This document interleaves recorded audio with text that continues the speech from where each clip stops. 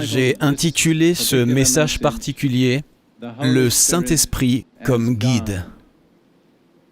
Dans le dernier message, j'ai parlé de 5 ministères du Saint-Esprit dans lesquels il poursuit le ministère de Jésus dans nos vies. J'ai parlé de lui comme enseignant, celui qui nous aide à nous rappeler, guide, révélateur et administrateur. Maintenant, je veux me concentrer sur ce ministère particulier du Saint-Esprit en tant que guide. Je vais revenir à Jean 16, verset 13 à nouveau. « Quand le Consolateur sera venu, l'Esprit de vérité, il vous conduira dans toute la vérité. » Donc il y a une déclaration claire que le Saint-Esprit vient pour être notre guide. Et puis dans Romains chapitre 8, verset 14, Paul parle de comment nous pouvons être des chrétiens accomplis et complets. Romains 8, verset 14, un verset très important. « Car tous ceux qui sont conduits par l'Esprit de Dieu sont fils de Dieu. » Le temps ici est le présent continu. Tous ceux qui sont régulièrement conduits par l'Esprit de Dieu sont fils de Dieu. Le mot « fils » parle ici de maturité. Ce n'est pas le mot pour un petit bébé, mais le mot pour un fils adulte. Pour devenir les enfants de Dieu, nous devons naître de nouveau, de l'Esprit de Dieu. Jean a parlé de cela très clairement dans Jean 3. Mais une fois que nous sommes nés de nouveau, afin de grandir et devenir matures et complets, nous avons besoin d'être régulièrement conduits par le Saint-Esprit. Maintenant, la triste vérité est que de nombreux chrétiens qui sont nés de nouveau n'ont jamais vraiment continué pour être conduits par le Saint-Esprit. Par conséquent, ils n'atteignent pas la maturité. Ils ne deviennent pas le genre de chrétiens mûris que Dieu veut. Donc, je vais essayer de traiter ce thème, d'être conduit par le Saint-Esprit. Il existe 2 alternatives, 2 manières révélées dans la Bible pour atteindre la justice avec Dieu, ou droiture. Elles sont extrêmement importantes et elles sont un thème majeur du Nouveau Testament. Mais d'après mes observations, très peu d'attention est accordée à cette question particulière. Les 2 moyens par lesquels nous pouvons chercher à obtenir la justice de Dieu, ou droiture, sont soit la loi, soit la grâce. Et la Bible révèle très clairement qu'ils sont mutuellement exclusifs. Si vous cherchez à atteindre la justice par la loi, vous ne pouvez pas obtenir la justice par la grâce. D'un autre côté, si vous cherchez à atteindre la justice par la grâce, alors vous ne pouvez pas le faire en observant la loi. Ceci est extrêmement important parce que, encore une fois, je ne parle peut-être que d'un secteur limité de l'Église chrétienne que je connais bien, mais je vois la plupart des chrétiens essayer de mélanger la loi et la grâce. En partie par la loi, en partie par la grâce. La vérité, c'est qu'ils ne comprennent pas vraiment ni l'un ni l'autre. Maintenant, je pense que nous savons tous fondamentalement ce qu'est la loi. La loi est un ensemble de règles que vous devez respecter. Et si vous respectez toutes les règles tout le temps, alors vous êtes juste. C'est la justice ou droiture. La grâce, d'un autre côté, est quelque chose que nous ne pouvons pas gagner et que nous ne pouvons pas atteindre en travaillant, en œuvrant pour l'obtenir. Si vous travaillez pour quelque chose ou cherchez à la gagner, ce n'est pas la grâce. La grâce ne se gagne pas. La grâce est reçue de Dieu que par un seul moyen. Éphésiens chapitre 2, verset 8 dit ceci, « Car c'est par la grâce que vous êtes sauvés. » Par quoi ? par le moyen de la foi. C'est exact. La grâce ne vient que par la foi. Et si vous voulez atteindre la justice, la droiture, si vous voulez arriver à la maturité de Dieu, vous devez décider si vous allez le faire par la loi ou par la grâce. Et si vous suivez mon conseil et les conseils de la Bible, vous n'essaierez pas de le faire par la loi. Parce que la Bible dit que personne ne parviendra jamais à la justice avec Dieu en observant la loi. Examinons quelques-unes des exigences de la loi. Le principe de base que vous devez comprendre est le suivant. Pour être juste en gardant la loi, vous devez respecter toute la loi tout le temps. Il ne suffit pas de respecter toute la loi de temps en temps, et il n'est pas suffisant de garder une partie de la loi tout le temps. Mais vous devez garder la totalité de la loi tout le temps, sinon vous n'êtes pas juste en gardant la loi. Nous allons examiner quelques passages des Écritures. Deutéronome, chapitre 27, verset 26. C'est le dernier verset du chapitre. Et c'est la fin d'une liste de 12 malédictions qu'Israël devait prononcer sur eux-mêmes après leur entrée dans la terre promise, s'ils ne réussissaient pas à garder la loi entière tout le temps. Et voici ce que dit cette malédiction particulière. Maudit soit celui qui n'accomplit point les paroles de cette loi. Maudit soit celui qui ne respecte pas et ne garde pas toutes les paroles de cette loi.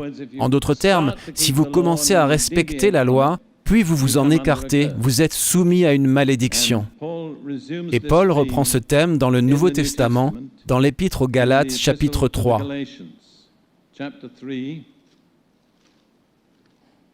Il dit, et il cite ce verset, celui que nous avons cité du Deutéronome, chapitre 3, verset 10, « Car tous ceux qui s'attachent aux œuvres de la loi sont sous la malédiction.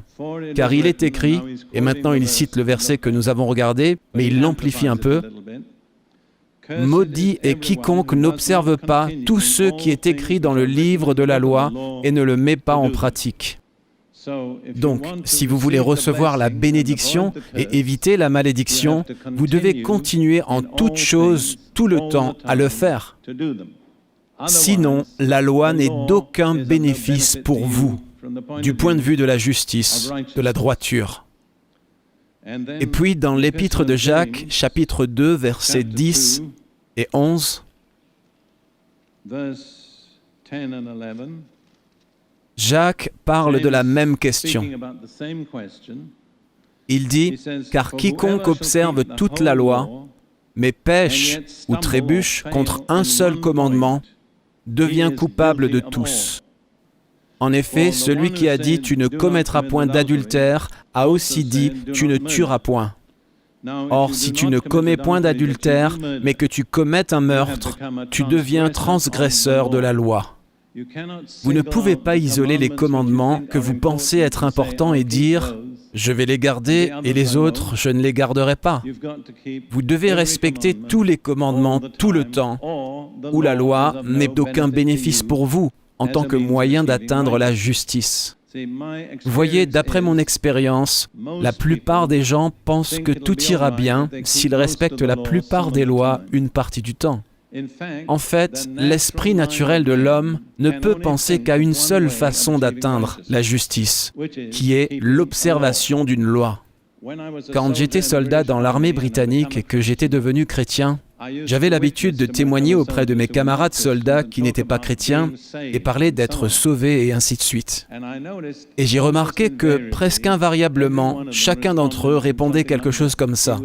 Il me parlait d'une petite liste de règles qu'il gardait. Chacun avait son propre ensemble de règles et essayait de me convaincre qu'il était bien parce qu'il respectait certaines règles. Chacun faisait une liste des règles qu'il respectait en omettant les règles qu'il ne respectait pas. Je ne commets pas d'adultère, je ne me saoule pas, Il n'y avait pas beaucoup de « je ne fais pas ça », vraiment, dans l'armée britannique, mais ils en recherchaient quelques-uns.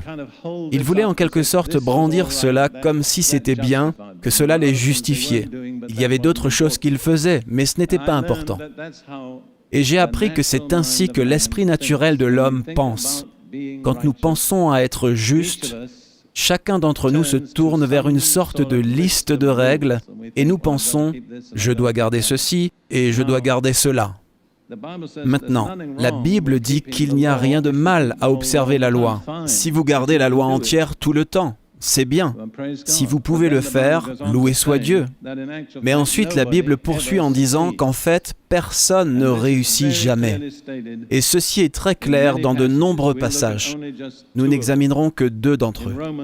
Dans Romains chapitre 3, verset 20. Romains 3, verset 20. Car nul ne sera justifié devant lui par les œuvres de la loi ou par l'observation de la loi, puisque c'est par la loi que vient la connaissance du péché. Donc Paul dit que nul, c'est-à-dire aucun être humain, ne parviendra jamais à la justice aux yeux de Dieu en gardant une loi. Alors vous argumentez pourquoi Dieu a donné la loi de Moïse. Et Paul dit que l'un des résultats de la loi est qu'elle nous montre que nous sommes des pécheurs. Elle ne nous rend pas justes, mais elle nous montre que nous avons besoin d'être sauvés. La loi n'a en fait jamais été donnée par Dieu pour rendre quelqu'un juste. L'un de ses objectifs principaux était de nous montrer que nous avons besoin d'être sauvés. Un autre objectif principal était de nous montrer que nous ne pouvons pas nous sauver nous-mêmes. Et un autre but encore était d'annoncer et de prédire le Sauveur, qui serait capable de nous sauver. Mais revenons à ce que dit Paul. Il dit « Par les actes de la loi, aucune chair, aucun être humain ne pourra jamais parvenir à la justice avec Dieu. » Et si nous retournons dans Galates chapitre 2, verset 16, Paul dit, et c'est au milieu d'une phrase, mais nous ne donnerons pas la phrase entière, « Néanmoins, sachant que ce n'est pas par les œuvres de la loi que l'homme est justifié. » La question est, chers amis, le savez-vous? Sachant que ce n'est pas par les œuvres de la loi que l'homme est justifié, mais par la foi en Jésus-Christ, nous aussi, nous avons cru en Jésus-Christ, afin d'être justifiés par la foi en Christ et non par les œuvres de la loi. Parce que nulle chair ne sera justifiée par les œuvres de la loi. Donc, encore une fois, c'est catégorique. Nul ne sera justifié devant lui par les œuvres de la loi. Nous aussi, nous avons cru en Jésus-Christ afin d'être justifiés par la foi et non par les œuvres de la loi. Et ensuite, en revenant au passage dans le chapitre suivant de Galates, chapitre 3, verset 11, Paul dit « Et que nul ne soit justifié devant Dieu par la loi, cela est évident, puisqu'il est dit « Le juste vivra par la foi ». Et il cite le prophète Habakkuk. Et il dit ensuite « La loi n'est pas de la foi, mais l'homme qui la met en pratique vivra par elle. » Si vous pouvez respecter toute la loi tout le temps, vous vivrez de cette façon. Vous serez juste aux yeux de Dieu. Mais l'alternative est par la foi, qui n'est pas l'observation d'une loi. Ces alternatives sont mutuellement exclusives. Maintenant, je pense que seul Dieu a conçu la méthode pour atteindre la justice par la foi. Je pense que, laissé à lui-même, l'homme naturel ne concevrait jamais une telle voie de justice. Pour autant que je sache, toutes les autres religions ont une certaine façon d'atteindre la justice qui consiste à faire quelque chose. Les différentes religions ont différentes choses que vous devez faire. Mais par essence, toutes pensent de cette façon. Je serai vertueux si je fais ceci, ceci et ceci, et ne fais pas cela, cela et cela. Cela signifie que la foi chrétienne, si nous la comprenons correctement, est absolument unique. Il n'y a aucune autre religion qui essaye même d'offrir la foi sur la même base que la foi chrétienne l'offre. La question qui se pose est, est-ce que cela fonctionne? Si ça marche, alors nous sommes les plus privilégiés de tous les peuples, parce que nous avons découvert le seul moyen d'atteindre la justice, parce que Dieu, dans sa miséricorde, nous l'a montré. Maintenant, je veux examiner quelques passages dans la lettre aux Romains. C'est ici que vous devez attacher une serviette autour de votre front et vous concentrer réellement. Je sais que ce n'est pas le climat idéal ici pour se concentrer, mais j'ai de grandes attentes à votre sujet. Je crois que vous allez y arriver. Nous allons lire dans Romains chapitre 7. Je ne savais pas quel serait le climat ou la situation quand j'ai organisé cela. Je pense que Dieu doit l'avoir voulu. Très bien. Nous allons commencer par les 6 premiers versets de Romains. Il s'agit d'une comparaison plutôt élaborée en prenant l'analogie du mariage. Le principe étant que si une femme épouse un homme, tant que l'homme reste en vie, elle n'est pas libre d'épouser un autre homme, sans être appelée adultère.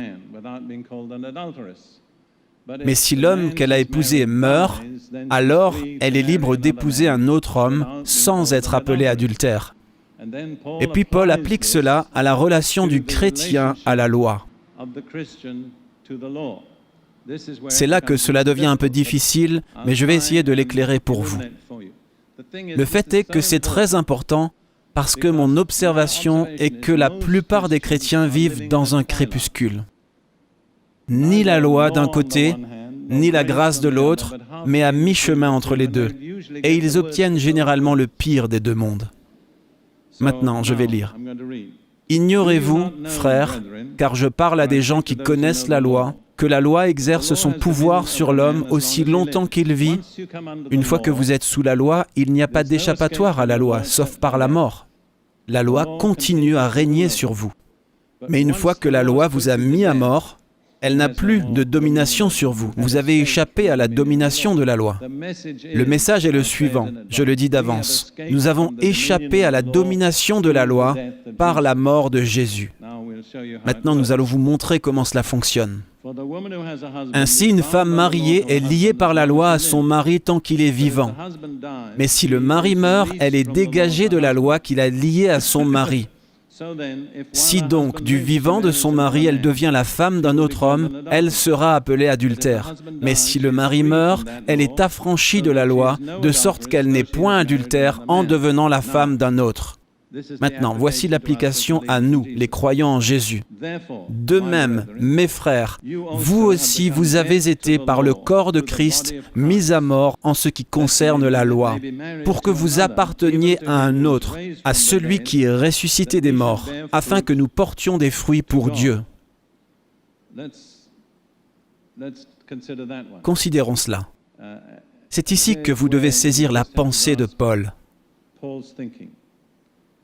Les Juifs sont des gens à l'esprit très analytique. C'est à l'arrière-plan de leur religion. C'est pourquoi vous trouverez qu'il y a probablement plus de physiciens juifs ayant du succès, proportionnellement, que de n'importe quelle autre nation. Et si vous pouvez saisir cela, vous aurez une intelligence vive. Cela vous rendra plus vif. Je vais l'exprimer avec mes mots. Paul dit: quand vous venez sous la loi, c'est un contrat de mariage par lequel vous êtes mariés à votre nature charnelle. Vous comprenez?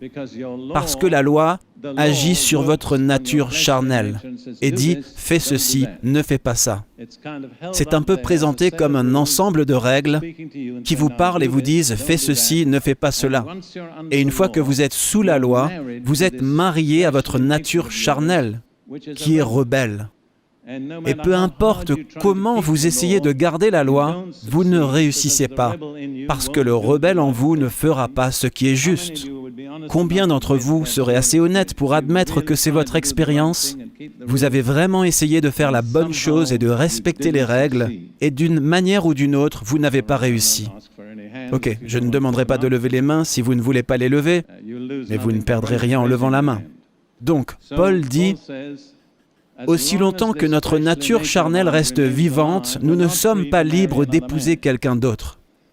Mais la bonne nouvelle est que, quand Jésus est mort sur la croix, notre nature charnelle a été mise à mort en lui. C'est ce qu'il dit dans Romains chapitre 6. Notre vieil homme a été crucifié avec lui, Jésus. Ainsi donc, la chair ayant été mise à mort, exécutée, Paul dit que nous sommes libres d'épouser quelqu'un d'autre. Qui devrions-nous épouser? Celui qui a été ressuscité des morts. Donc nous sommes mariés maintenant par le Saint-Esprit, nous sommes unis au Christ ressuscité. Nous ne sommes pas mariés à la chair, nous ne sommes pas sous la loi. Quand la loi nous a mis à mort, c'est la dernière chose qu'elle peut nous faire. La mort nous a libérés de la loi. Nous sommes maintenant libres pour un autre type d'union, une union par l'Esprit avec le Christ ressuscité. Et il poursuit en disant au chapitre 7, verset 6, «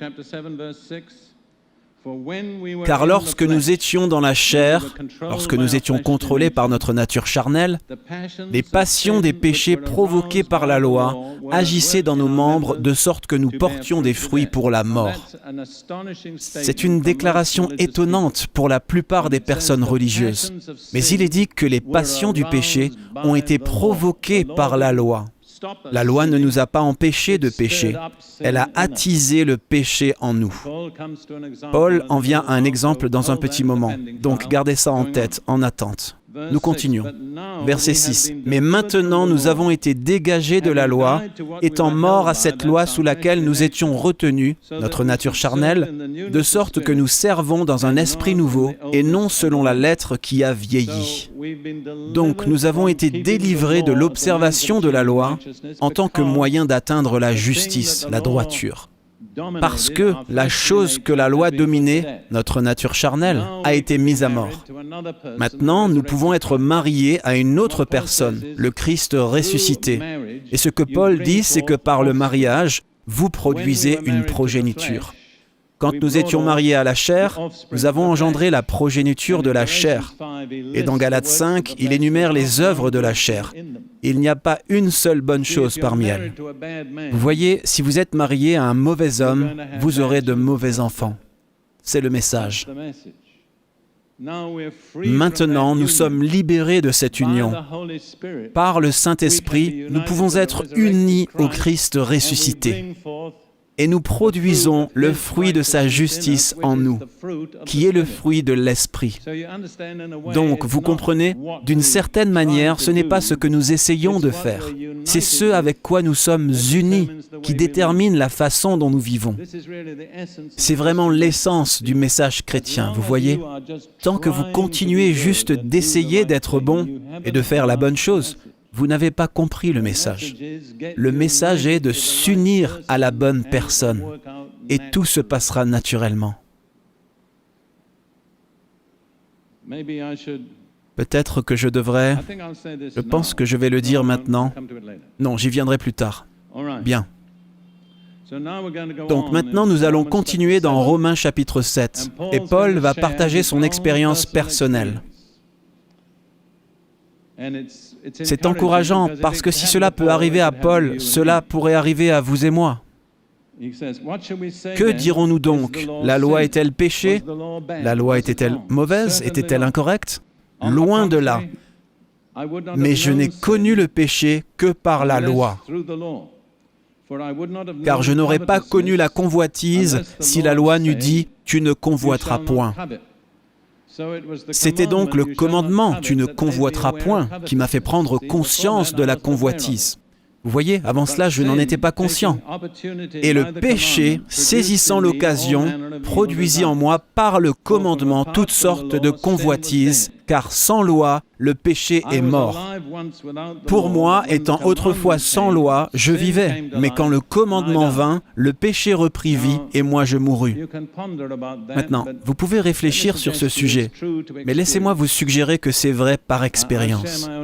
Je vais partager ma propre expérience, je pense. Je l'ai déjà partagé auparavant dans une autre session, mais quand j'ai été confirmé dans l'église anglicane à l'âge de 15 ans, pour la première fois, j'ai réalisé que j'avais besoin d'être bien meilleur que je ne l'étais. Donc j'ai appris toutes les questions, mémorisé toutes les réponses, et j'ai dit, maintenant que je suis confirmé, je vais être meilleur. Et j'étais tout à fait sincère. Le problème était que plus j'essayais d'être bon, plus vite je devenais mauvais. Je n'étais pas si mauvais jusqu'à ce que j'essaye d'être bon. Parce que j'ai réveillé quelque chose en moi. Je ne savais pas ce que c'était. C'est ce que Paul appelle le vieil homme, le rebelle, la chair. Et il ne voulait pas faire ce qui est juste.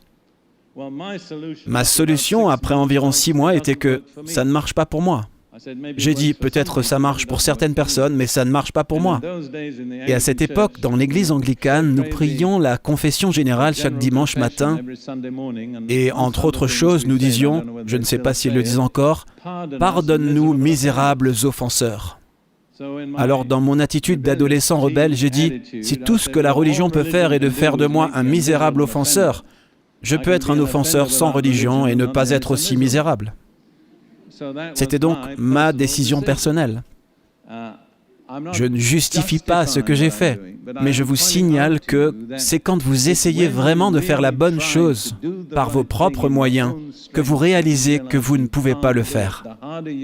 Plus vous essayez, moins vous réussissez. C'est l'expérience de Paul. Cela lui est arrivé, cela arrive à des millions de personnes. En fait, les gens qui ne savent pas à quel point ils sont mauvais sont ceux qui n'ont jamais essayé d'être bons. Tant que vous n'essayez pas d'être bon, vous ne savez pas contre quoi vous vous battez. C'est universel. Vous voyez, le vieil homme est le vieil homme. Ce n'est pas le vieux chinois ou le vieux russe ou le vieil homme britannique, parce que tout cela remonte à notre premier ancêtre, Adam, qui était un rebelle. Il n'a jamais engendré d'enfant avant d'être un rebelle. Et chaque descendant d'Adam a en lui la nature d'un rebelle, que Paul appelle la chair, le vieil homme. Et jusqu'à ce que la loi vienne à nous, nous pouvons être tout à fait heureux et satisfaits.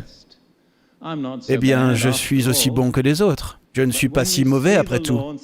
Mais quand nous voyons la loi et que nous disons « c'est vrai », c'est ce que je dois faire, c'est comme ça que je dois vivre, c'est là que nous découvrons ce qu'il y a vraiment à l'intérieur de nous, vous voyez? Donc le but de la loi, le but premier, est d'amener le péché à la lumière. Parce que sinon nous pouvons être trompés tout au long de notre vie, sans savoir ce que nous sommes vraiment à l'intérieur. Laissez-moi continuer à lire. Paul dit « Ainsi le commandement, verset 10, qui conduit à la vie se trouva pour moi conduire à la mort. Car le péché, saisissant l'occasion, me séduisit par le commandement et par lui me fit mourir. » C'est comme si le péché était une sorte d'assassin. C'est presque comme si le péché est personnalisé. Et il attend juste une opportunité pour s'en prendre à moi. Alors, quand j'ai été confronté au commandement, j'ai dit « c'est ce que je vais faire ». Mais le péché m'a trompé et par lui m'a tué. Maintenant, Paul dit « la loi donc est sainte et le commandement est saint, juste et bon ». Paul dit qu'il n'y a rien de mal avec la loi. Ce n'est pas là où se trouve le problème. Le problème est en vous et moi. Puis il soulève cette question. Ce qui est bon a-t-il donc été pour moi une cause de mort? Loin de là. Mais c'est le péché, afin qu'il se manifestât comme péché, en me donnant la mort par ce qui est bon, et que par le commandement, il devint condamnable au plus haut point. En d'autres termes, le résultat du commandement est d'amener le péché au grand jour, et de nous montrer combien il est méchant, et combien nous sommes impuissants à y faire face. C'est le but du commandement. Il y a d'autres objectifs, mais c'est le but principal. Paul continue, « Nous savons en effet que la loi est spirituelle, mais moi je suis charnel, vendu au péché. » C'est une image très vivante, si je peux m'y arrêter un instant. Parce que dans la culture de l'Empire romain, quand une armée capturait des prisonniers d'une autre nation, très souvent, ils étaient vendus comme esclaves sur le marché aux esclaves. Et les soldats en recevaient le prix. Et quand une personne était vendue comme esclave, elle se tenait debout sur une estrade avec un poteau derrière elle, et une lance était enfoncée dans le poteau au-dessus de sa tête. Donc être vendu comme esclave, c'était être vendu sous une lance. C'était l'expression. Donc Paul dit, « Je suis charnel, vendu sous le péché. Mon péché est la lance qui est tendue au-dessus de ma tête, qui fait que je suis vendu comme esclave. » Et une chose que nous devons garder à l'esprit, c'est que Quand un propriétaire d'esclaves achète un esclave, l'esclave ne décide pas ce qu'il va faire. C'est le propriétaire qui décide. Et donc, vous voyez, Satan a quelques esclaves respectables et d'autres moins respectables. Mais si vous et moi sommes l'un de ces esclaves respectables, ne méprisons pas les autres, parce que ce n'est pas leur choix, c'est le choix de Satan. Une femme qui devient une esclave peut devenir une cuisinière. Une autre peut devenir une prostituée, mais ce n'est pas à elle de décider. C'est la décision du propriétaire de l'esclave. Donc, vous voyez, certains d'entre nous qui sont des esclaves respectables, qui vivent bien, nous pouvons pointer du doigt la prostituée ou le toxicomane ou qui que ce soit et dire « Voilà, regarde ça ». La vérité, c'est que nous sommes tous des esclaves. Le genre d'esclaves que nous sommes, ce n'est pas à nous de le décider. C'est le maître d'esclaves qui prend la décision.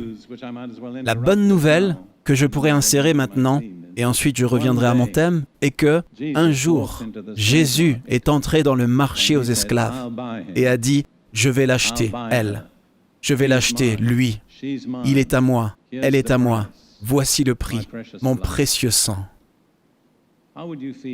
Que ressentiriez-vous si vous vous teniez là, sur l'estrade aux esclaves, en attendant d'être vendus, nus, tremblants de peur, des gens s'approchant de vous, titillant votre peau pour voir si vous étiez jeune ou dans quel état de santé vous êtes, et puis ce merveilleux prince des hommes entre en scène et dit « Je vais l'acheter. » Et quand il vous a acheté, il vous donne votre liberté. Vous seriez enthousiaste, n'est-ce pas? Vous voyez, le problème avec nous en tant que chrétiens est que nous ne sommes pas assez enthousiastes, parce que nous ne voyons pas vraiment ce que Dieu a fait pour nous. Très bien, on continue. Verset 14. « Nous savons en effet que la loi est spirituelle, mais moi je suis charnel, vendu au péché. » Maintenant, seul Paul a eu ce problème. Je suis sûr que vous serez d'accord, non? « Car je ne sais pas ce que je fais, je ne fais point ce que je veux, et je fais ce que je hais. » Combien d'entre vous seraient assez honnêtes pour dire « Je sais par expérience ce que cela signifie » Voulez-vous lever votre main et dire « C'est vrai » ? C'est certainement vrai dans ma vie. Ok. Et Paul dit, je ne le comprends pas. Je suis là, je veux vraiment faire la bonne chose. Je me souviens des mois et des mois où j'ai lutté avec ce problème. Je ne comprends pas pourquoi ces choses me rendent esclave. À la fin, j'ai décidé d'être un bon esclave. C'est tout ce que j'ai décidé. Je ne me battrai pas. Je vais juste céder. Mais Dieu, dans sa miséricorde, en a décidé autrement. Très bien. Verset 16. « Or, si je fais ce que je ne veux pas, je reconnais par là que la loi est bonne. » Maintenant, je dis que la loi est bonne. C'est ce que je devrais faire. Je ne critique pas la loi. Mais voilà le nœud du problème. Et maintenant, ce n'est plus moi qui le fais, mais c'est le péché qui habite en moi. Quand je me décide à faire la bonne chose, je suis d'accord que c'est la bonne chose à faire. Je suis d'accord avec ce que dit la loi. Je dis que je vais le faire et je fais exactement le contraire. Puis je découvre que ce n'est pas vraiment moi qui le fais, c'est le péché qui habite en moi. Et donc, vous pouvez dire, si vous voulez, que la loi est le diagnostic de Dieu. Vous savez ce qu'est un diagnostic? Diagnostiquer votre problème. Vous voyez, vous allez chez n'importe quel médecin et vous dites « Docteur, j'ai une douleur dans mon estomac ». Il ne se contente pas de tendre la main et prendre un flacon de pilule. Il essaie de diagnostiquer la cause de la douleur. Parce que quand il connaît la cause, alors il peut trouver le remède. Et Dieu a fourni ce diagnostic pour nous. Voici comment nous pouvons découvrir le vrai problème. C'est le péché qui habite en moi. Dans un certain sens, c'est le péché isolé. Je ne suis certainement pas pharmacologue, mais l'une des tâches d'un pharmacologue, en prenant un échantillon, est d'isoler la chose particulière qui cause la maladie. Et c'est ce que Dieu a fait par la loi. Il a diagnostiqué la racine du problème. C'est le péché qui habite en moi. Ce n'est pas moi. C'est quelque chose d'autre. Je suis responsable, mais ce n'est pas moi qui le fais.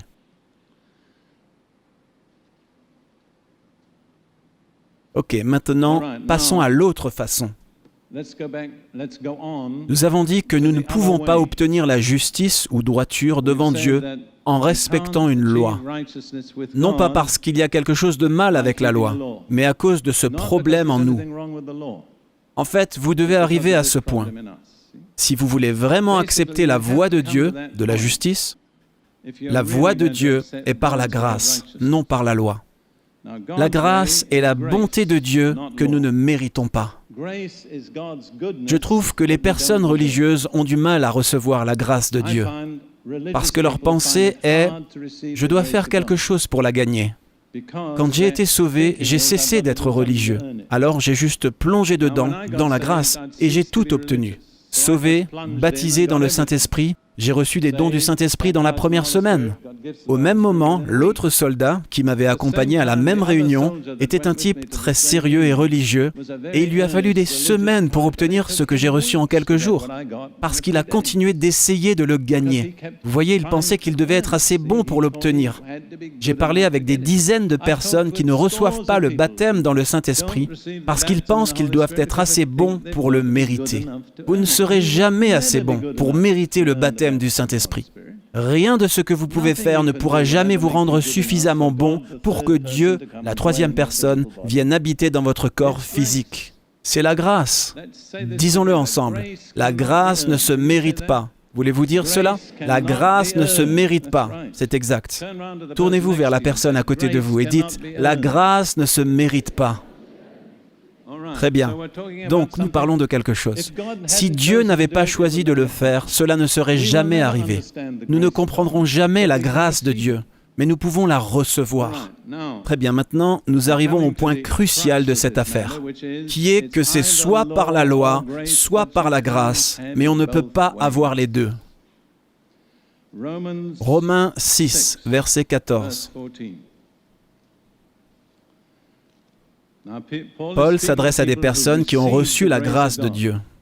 Et il dit, « Car le péché n'aura point de pouvoir sur vous, puisque vous êtes non sous la loi, mais sous la grâce. » Remarquez qu'ils sont mutuellement exclusifs. Si vous êtes sous la loi, vous n'êtes pas sous la grâce. Si vous êtes sous la grâce, vous n'êtes pas sous la loi. Vous ne pouvez pas être sous les deux. Et remarquez aussi qu'il dit que le péché n'aura point de pouvoir sur vous, parce que vous n'êtes pas sous la loi. Quelle est l'implication? Si vous êtes sous la loi, le péché dominera sur vous. Voyez cela? C'est un verset très important. Il nous apprend deux choses. Si nous essayons de parvenir à la justice par la loi, le péché dominera sur nous. Deuxièmement, si nous voulons atteindre la justice par la grâce, nous ne pouvons pas l'obtenir par la loi. Il faut qu'on se décide, c'est l'un ou l'autre. Et ensuite, si vous regardez dans Romains chapitre 8 au verset 14, nous l'avons déjà regardé, « Car tous ceux qui sont conduits par l'Esprit de Dieu sont fils de Dieu. » Comment vivons-nous en tant que fils de Dieu? En respectant un ensemble de règles? Non. Comment? En étant conduit par le Saint-Esprit. C'est la seule façon de vivre en tant qu'enfant mature et adulte de Dieu. Maintenant, passons à Galates. Et vous constaterez qu'il y a beaucoup de correspondance entre Romains et Galates. Galates, chapitre 5. Galates 5, verset 18. Si vous êtes conduits par l'Esprit, vous n'êtes point sous la loi. Vous voyez cela? Comment pouvez-vous devenir un fils de Dieu? En étant conduit par l'Esprit. Mais si vous êtes conduit par l'Esprit, vous n'êtes pas sous la loi. On ne peut pas avoir l'un et l'autre. Vous devez faire un choix. En fait, pour la plupart des chrétiens professants, la loi, ou un ensemble de règles, est comme une béquille. Ils boitent en s'appuyant sur la béquille. Dieu dit, « Jetez la béquille et faites-moi confiance. » Et nous disons, « Mais que vais-je faire sans la béquille ?» Je veux dire, j'ai découvert que cela effraie les gens, de faire confiance à la grâce de Dieu, de vraiment s'engager à cela. Nous voulons tous nous accrocher à un petit ensemble de règles que nous gardons. C'est notre béquille. Cela ne fonctionne pas. Regardons dans 2 Corinthiens chapitre 3 pour un moment.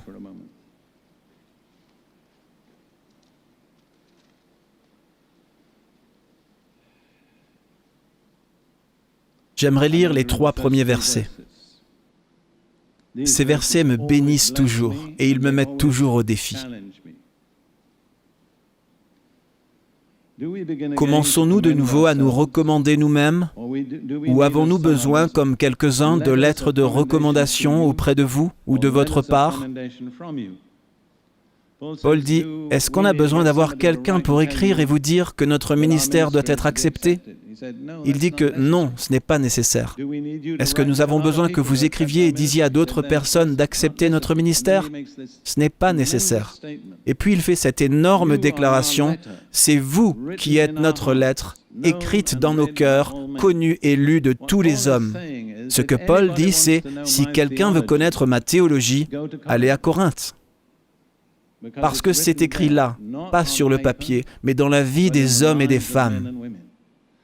Car quand je suis allé à Corinthe, personne n'avait jamais entendu l'évangile de Jésus. C'était une ville pleine de proxénètes, de prostituées et d'homosexuels, d'ivrognes et d'extorqueurs et de toutes sortes de gens méchants. Et maintenant, il y a des milliers de ces personnes qui vivent une vie pure et divinement dévouée. C'est ma lettre, c'est la recommandation que j'offre de mon ministère. Vous voyez, si Dieu le veut, mes frères et sœurs, que nous puissions dire la même chose. Vous voulez savoir ce que je crois? Allez observer les gens que j'ai servis. Ils sont ma lettre. Vous y découvrirez ce que je crois vraiment. Et puis Paul poursuit au verset 3, « Vous êtes manifestement une lettre de Christ, écrite par notre ministère, non avec de l'encre, mais avec l'Esprit du Dieu vivant, non sur des tables de pierre, mais sur des tables de chair, sur les cœurs. » Paul dit que la loi a été écrite sur des tables de pierre. Elle était extérieure. Et ça n'a servi à rien parce que le problème était à l'intérieur des gens. Mais il dit que par l'Esprit, je peux écrire les lois de Dieu sur votre cœur. Et ce qu'il y a sur votre cœur déterminera la façon dont vous vivez. Quand la loi de Dieu est sur votre cœur, vous vivez à la manière de Dieu.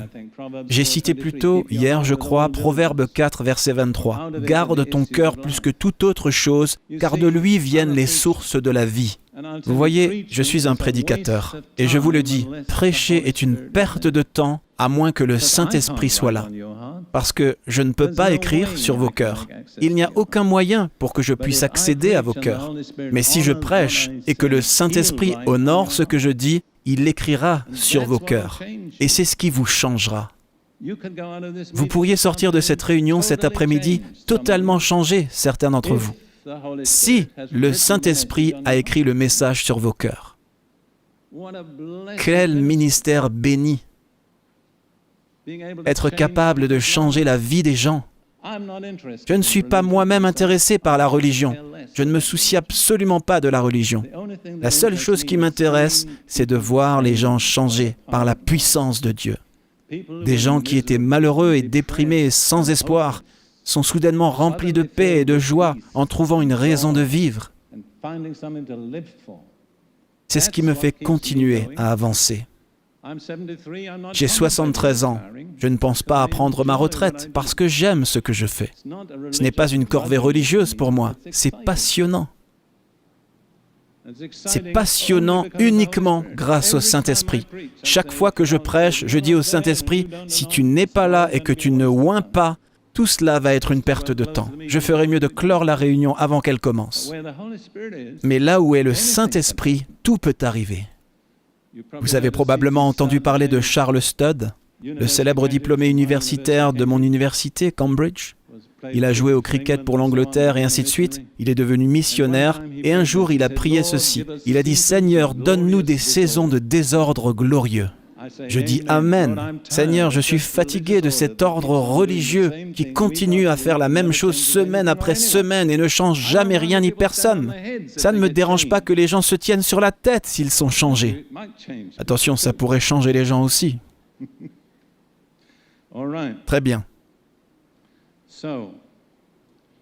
Alors, essayons de rendre clair ce dont nous parlons.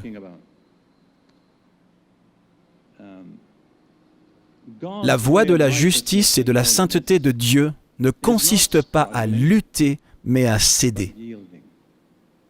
Vous comprenez? Je vais le répéter.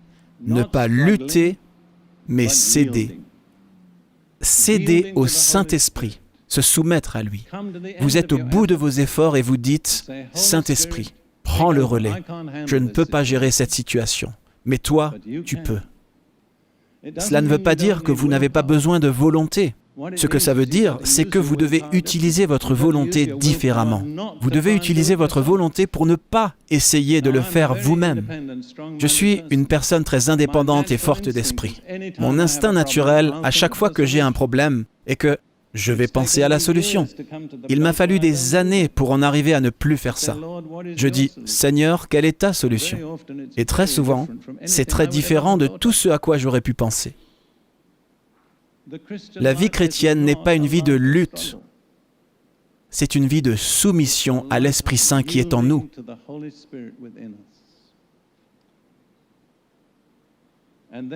Et puis, ce n'est pas l'effort, mais l'union.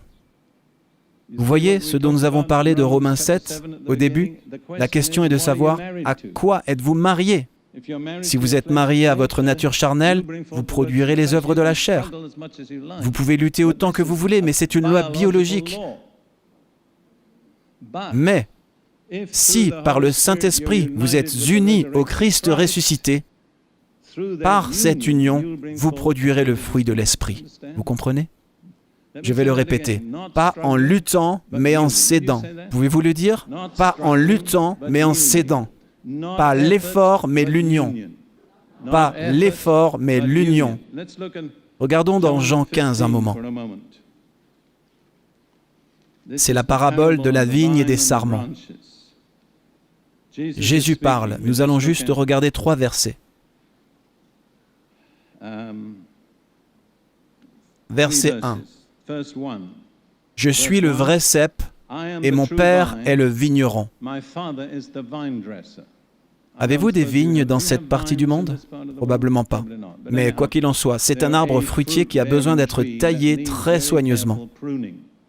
Si vous ne taillez pas une vigne au beau moment de l'année, de la bonne manière, elle cesse de produire des raisins.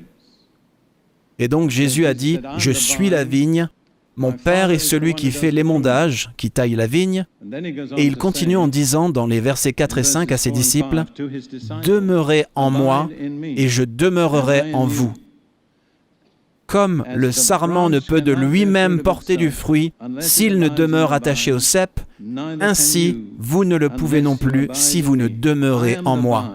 Je suis le cep, vous êtes les sarments. Celui qui demeure en moi et en qui je demeure porte beaucoup de fruits, car sans moi vous ne pouvez rien faire. Maintenant, une vigne ne produit pas de raisins avec beaucoup d'efforts. Elle ne prend pas de résolution et dit « Maintenant, je vais faire pousser des raisins ». Ce n'est pas comme ça que cela se passe. Comment cela se passe-t-il? Elle est unie au tronc, au cep de la vigne. Et la même vie qui est dans le tronc circule dans les branches, dans la sève.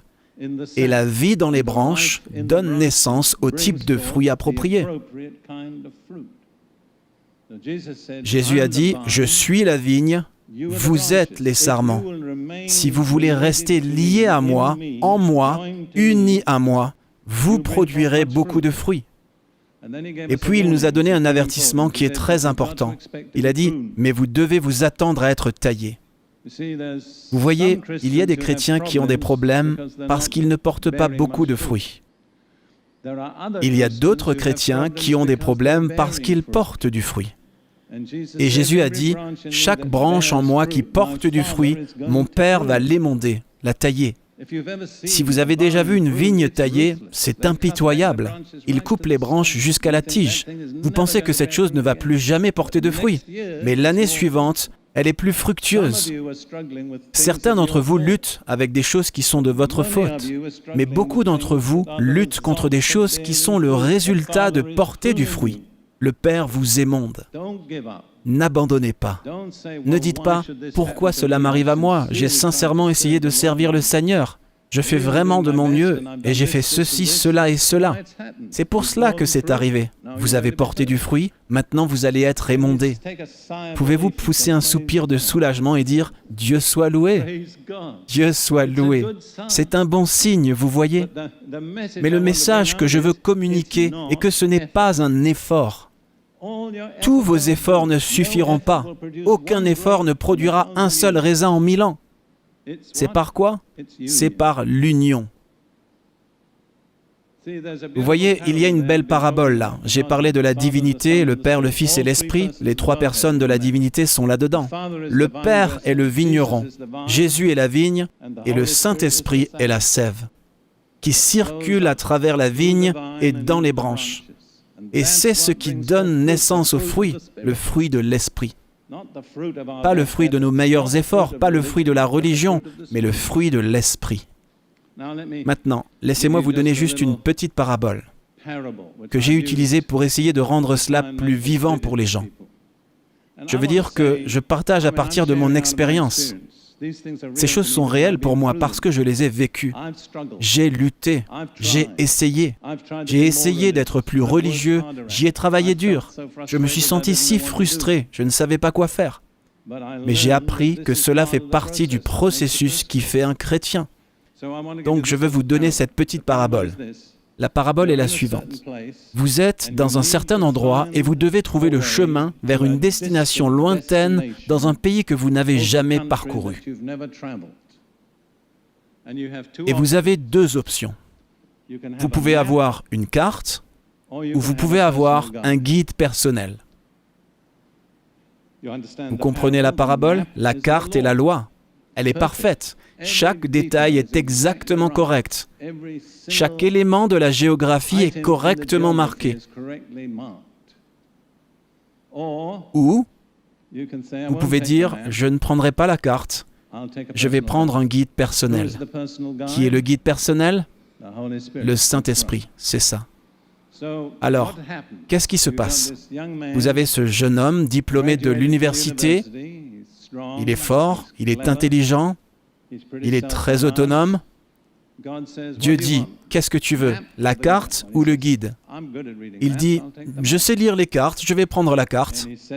Il se lance sur la route, sachant la bonne direction à prendre.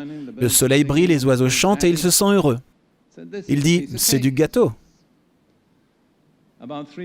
Environ 3 jours plus tard, il est au milieu de la jungle. Il est minuit, il pleut fort et il est au bord d'un précipice. Il ne sait pas s'il fait face au nord, au sud, à l'est ou à l'ouest. Et une voix douce lui dit, « Je peux vous aider ?» Et il dit, « Oh Saint-Esprit, j'ai besoin de toi. J'ai besoin de toi. » Le Saint-Esprit dit, « Donne-moi ta main et je te sortirai de là. » Un peu plus tard, ils sont sur la route à nouveau et marchent côte à côte. Puis il se dit, « J'étais assez stupide de paniquer de la sorte, juste à propos d'être dans cette jungle. J'aurais pu m'en sortir par moi-même. » Alors il se retourne et le guide n'est plus là. Alors il dit, « Je peux le faire tout seul. » Et il se met en route. Environ 2 jours plus tard, il se retrouve au milieu d'un marécage. Et à chaque pas qu'il fait, il s'enfonce un peu plus. Et il ne sait pas quoi faire. Il dit, « Je ne peux pas demander de l'aide à nouveau. La dernière fois que j'en ai eu, je n'ai pas fait la bonne chose. » Le Saint-Esprit dit, « Laisse-moi t'aider. » Et ils sortent du marécage, se retrouvent sur la route et recommencent leur chemin. Ils avancent bien et puis il réfléchit, « Bon, j'ai toujours la carte. » Et il sort la carte et dit au Saint-Esprit, « Peut-être que tu aimerais la carte. » Et le Saint-Esprit dit, « Merci, je connais le chemin. Je n'ai pas besoin de la carte. » Il ajoute, « En fait, c'est moi qui ai fait la carte. » Donc, ma question pour vous et moi est la suivante. Combien de fois cela doit-il arriver? Combien de fois allons-nous faire confiance à notre propre sagesse et à notre propre ingéniosité et snober le Saint-Esprit? Il y a une autre image qui est tirée du chapitre 24 de la Genèse. C'est très très simple. C'est l'histoire de comment Abraham a trouvé une épouse pour son fils Isaac. Vous vous souvenez de l'histoire? Il a envoyé son serviteur dans le territoire de la Mésopotamie pour trouver une membre de sa propre famille. C'est une parabole, vous comprenez? C'est de l'histoire, mais c'est une parabole. Abraham est un type de Dieu le Père. Isaac est un type de Jésus-Christ, le Fils unique. L'épouse choisie, dont le nom était Rebecca, est un type de quoi? L'Église, c'est ça. Il y a un autre personnage principal qui n'a pas de nom. C'est le serviteur. Il n'est jamais nommé. De qui le serviteur est-il un type? Le Saint-Esprit. Vous voyez cela? C'est l'autoportrait du Saint-Esprit dans Genèse 24. Et la chose caractéristique est qu'il ne se nomme même pas lui-même. Donc, le serviteur sort et il prend 10 chameaux avec lui, avec toutes sortes d'équipements et chargé de cadeaux, parce qu'il va choisir une épouse. Et au Moyen-Orient, chaque fois que vous faites un choix significatif et que vous construisez une relation, je veux dire, au Moyen-Orient, on offre toujours un cadeau. Et si vous recevez le cadeau, vous avez reçu la personne. Si vous refusez le cadeau, vous avez refusé la personne. C'est absolument un moment critique. J'ai vécu dans cette partie du monde et je vous le dis, les chameaux peuvent porter beaucoup. Je veux dire, ils peuvent transporter une immense quantité de bagages. Il y a donc 10 chameaux. Il arrive à l'endroit où se trouve le puits et il prie. Et maintenant il dit, je vais demander à une des jeunes femmes qui viennent chercher de l'eau et que celle qui est la femme élue me dise, je puiserai de l'eau pour toi et pour tes chameaux. Et gardez à l'esprit qu'un chameau peut boire 150 litres d'eau.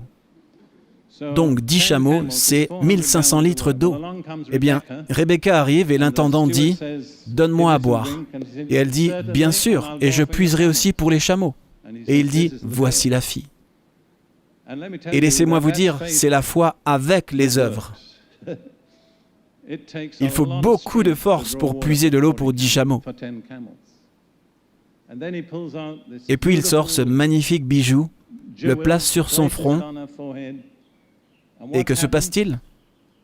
Au moment où elle porte le bijou, il la désigne comme l'épouse désignée. Que se serait-il passé si elle avait refusé le bijou? Elle ne serait jamais devenue l'épouse. Que va-t-il arriver à une église qui refuse les dons du Saint-Esprit? Elle ne peut pas être l'épouse. Et ensuite, vous connaissez le reste de l'histoire, mais ce que je veux souligner, c'est que Rebecca n'a jamais eu de carte. Elle n'avait jamais été là où elle allait, mais elle avait un guide. Elle n'avait jamais vu l'homme qu'elle allait épouser, elle n'avait jamais vu son père. Elle n'avait qu'une seule source d'information, le serviteur. C'est comme vous et moi. On ne peut pas y arriver avec une carte, mais on peut avoir un guide. Nous ne verrons jamais le ciel, nous ne verrons jamais le Seigneur en personne, nous ne verrons jamais Dieu le Père dans cette vie. Mais le Saint-Esprit nous dira à quoi nous attendre. Pouvez-vous dire, Dieu, merci